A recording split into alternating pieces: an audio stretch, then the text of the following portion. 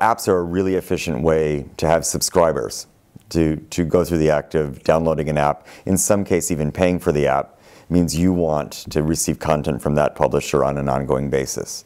Or sometimes the apps are games, which means you want to play that game on an ongoing basis. So in any case, what it means is it can work more like media's worked in terms of constantly delivering, constantly updating, bringing in live events, bringing in news, being timely.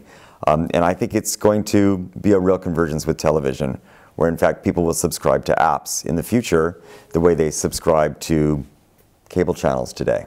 Is there efficiencies for publishers in delivering in apps versus streaming, or does it matter? No, certainly I think technically there are things you can do with apps. There's a reason why cloud solutions and apps are progressing, because you can manage the demand a little differently, you can make sure that you can accelerate. So there's some advantages. I don't think that it's the death of streaming. There are places where streaming makes sense, but there's some real advantages to an app model. It's not just about bandwidth efficiency, it's also about security.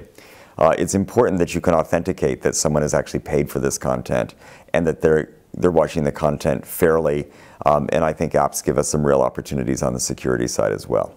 Video as a medium for advertisers, where do things stand now, and perhaps where might things go, or where do they need to go?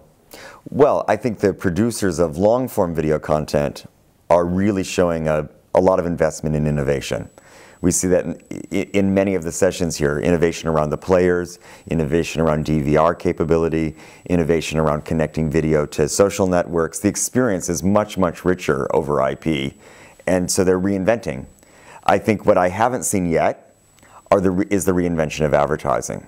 I think that short-form video content hasn't innovated yet. The player innovation, some of the things I just talked about, I don't think all the advertisers have figured out what that means to their stories. They're still a little too much focused on 30-second films, and the palette's much, much broader today. I hope we'll see the innovation in the next few years, but it's going to be important that the advertisers and their agencies innovate as much as the media companies have. I think we continue to push the envelope in terms of simultaneous users. So last summer, having 1.6 million simultaneous viewers of World Cup events in high definition was an enormous amount of bandwidth and a real test as to how our network scales. Before that it was the inauguration of Barack Obama. More recently, as the Chilean miners were coming out, the audience really built during the day, and it was at work for many people, so they watched it over IP. And there were no issues at all. It was a television-like experience, HD at very high quality, for many, many news outlets simultaneously. So I think we've certainly we have work to do, but we're certainly getting to the place where the capacity of networks, fixed broadband and 3G, are keeping up with demand. So we're moving in the right direction. I don't think we're going to run out of network capacity.